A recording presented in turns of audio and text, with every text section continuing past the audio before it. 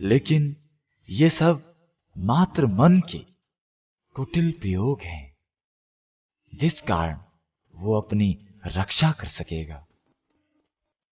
कठोर साधनाओं से कभी भी साधक को मुख नहीं मोड़ना चाहिए, क्योंकि यही साधनाएं उसे परम लक्ष्य तक ले जाती हैं।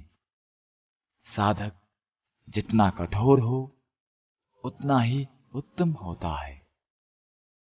मन हमेशा साधनाओं के आड़े आता है, अतः अपने घर का परित्याग कर हिमालय के प्रांगण में कठोर साधनाओं का प्रयास करें, क्योंकि जब तक हम गहराई में उतरेंगे नहीं, तब तक शायद प्राप्ति भी नहीं होने वाली।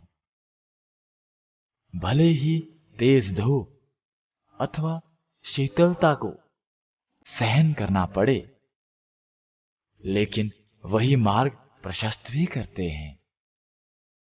व्यक्ति धीरे धीरे प्रकृति से जुड़ता चला जाता है और एक ऐसी स्थिति साधक की आती है जब वो अपने आप को संपूर्ण अस्तित्व से जुड़ा हुआ पाता है। सारी प्रकृति उसे अपने भीतर ही दृष्टिगोचर होती है। अतः ध्यान और उसकी गहराइयों को समझना साधक का परम कर्तव्य है।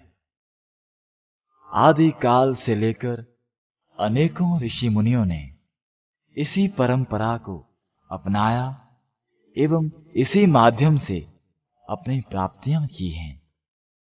मात्र कुछ मालाएं जपकर अथवा तिलक धारण कर या कर्म कांड के माध्यम से अलौकिक प्राप्तियां संभव नहीं, कदापि संभव नहीं। इसलिए कठोर तप का मार्ग उत्तम मार्ग है। देखने को ये मार्ग जितना कष्टदायक लगता है उतना होता नहीं। धीरे धीरे साधक की चेतना अनंत होती जाती है। वह उसे ऐसी साधनाओं में आनंद आना शुरू हो जाता है। प्रखर सूर्य के तेज को सहना एवं वायुमंडल के साथ संबंध स्थापित करना, क्या ये अलौकिक नहीं? भीतर की चेतना को असीम बना देना, क्या ये साधना नहीं?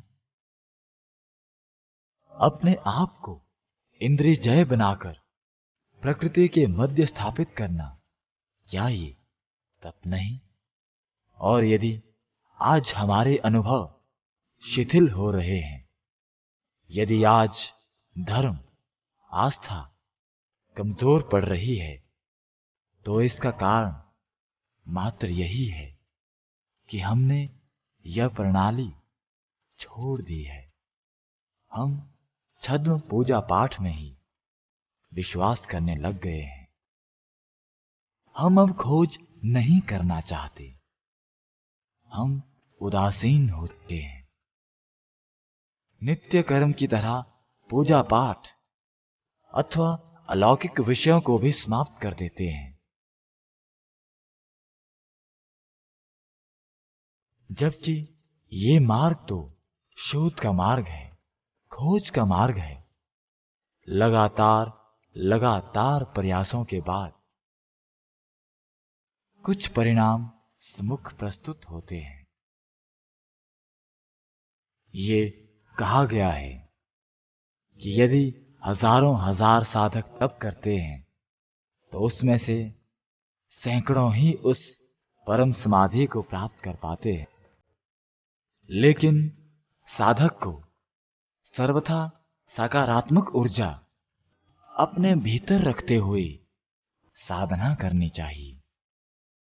अपने आप को उस दिव्य पवित्रता में, उस दिव्य आभा मंडल में रखना होता है। हमारा स्नान शीतल जल से हो, मृदा का लेपन करते हुए हम स्नान करें और पवित्र वायु का सेवन करते हुए हम योगाभ्यास करें। अपने आप को हम एक अलौकिक पुरुष की भांति प्रकृति में स्थापित करें तो ईश्वरानुभूति स्वयं ही हृदय में उतर आती है। व्यक्ति का अनंत विकास होता है और ऐसी परम शांति अनुभव होती है कि मानो अब इसके बाद कुछ पाना शेष ना रह गया हो। ऐसा आनंद आता है कि व्यक्ति इन्हीं वनों में कहीं, इन्हीं पर्वतों में कहीं खो जाना चाहता है। इसीलिए शायद सभी ऋषि मुनि इन्हीं पर्वतों में विलीन हो गए। सारा ब्रह्मांड हमारे भीतर है, संपूर्ण ज्ञान हमारे भीतर है।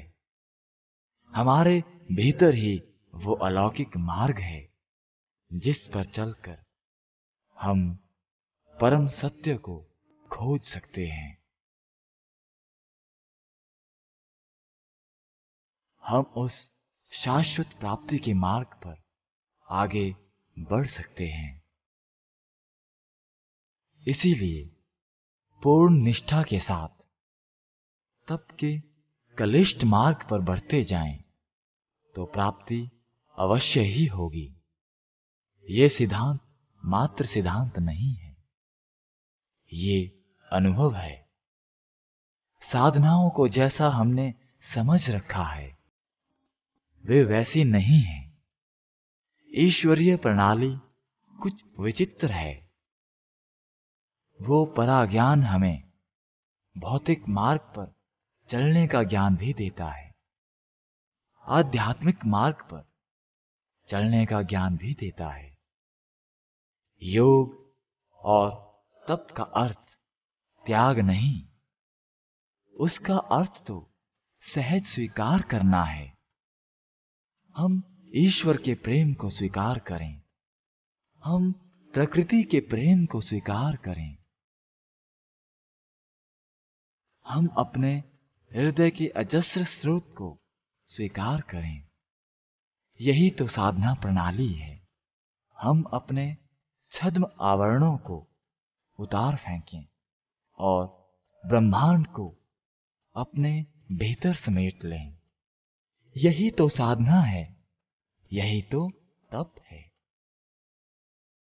इसीलिए प्रत्येक साधक को बहुत धीरे धीरे धीरतापूर्वक अभ्यास करते हुए अपने साधना पथ पर आगे बढ़ते रहना होगा। आलस्य का परित्याग करें और कठोर जीवन यापन के लिए अपने आप को तैयार रखें। वही परम साधक है, वही अपने लक्ष्य को पाता है। अन्य सब तो वाक् चातुर्य अथवा बौद्धिक चातुर्य मात्र ही है। अतः ऐसी कुटिलता से हमें बचना है और उस अलौकिकता को हृदय में उतारकर परम विलक्षण योगी बनना है। ऐसा योगी जिसके लिए भगवान श्री कृष्ण के शब्द भी कम पड़ने लग जाएं। व्यक्ति और साधक जब पवित्र स्थान पर जाकर साधनाएं करता है तो चैतन्य हो उठता है, किंतु हम प्रकृति में वैसे ही रहें जैसे प्रकृति हो तो साधक अति शीघ्र सफलता प्राप्त करता है। योग्य गुरु का निर्देश मिल जाए तो वो सोने पर सुहागा हो जाता है। अपने सुखों का परित्याग कर हम जब प्रकृति से जुड़ते हैं तो वास्तव में हमने कुछ त्यागा नहीं,